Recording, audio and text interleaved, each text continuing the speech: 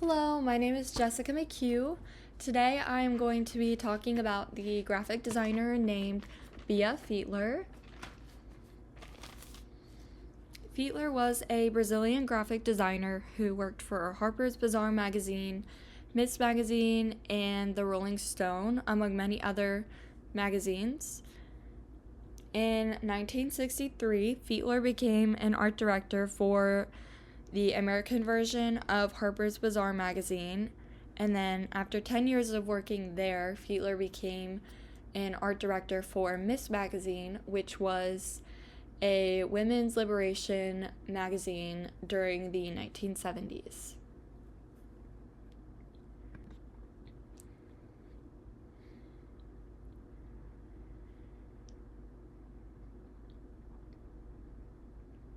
The first cover I'm going to talk about today is the cover of Harper's Bazaar magazine from April 1965. This cover was designed by Feitler and Ruth Ansel, who was the co-art director of Bazaar magazine at the time. And this cover idea came about from Ansel cutting out a circular shape and just placing it over the top of the model's face, and they both liked the design, the look of it, and they printed it the next day. This cover was very popular, and it was ranked 15 on the American Society editors list of the top 40 magazine covers of all time. When the magazine first came out, this design wasn't super popular.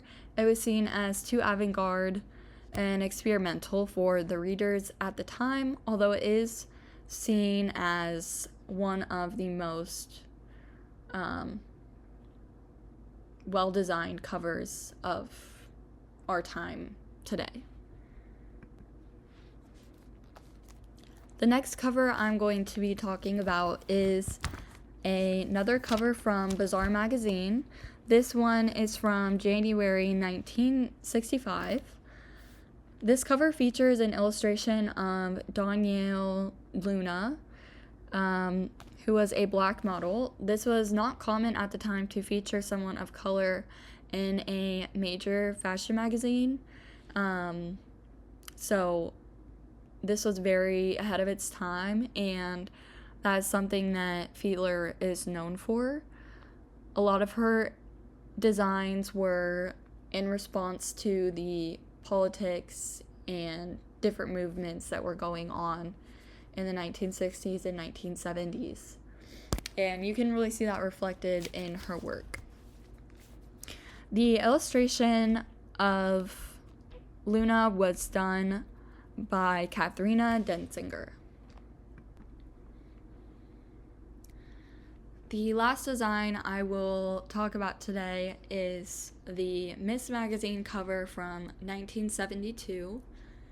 This design was done by Feitler, and it was done during the holiday season, which is why it has a saying, peace on earth and goodwill to people, which was another way of saying the scripture Luke 2:14.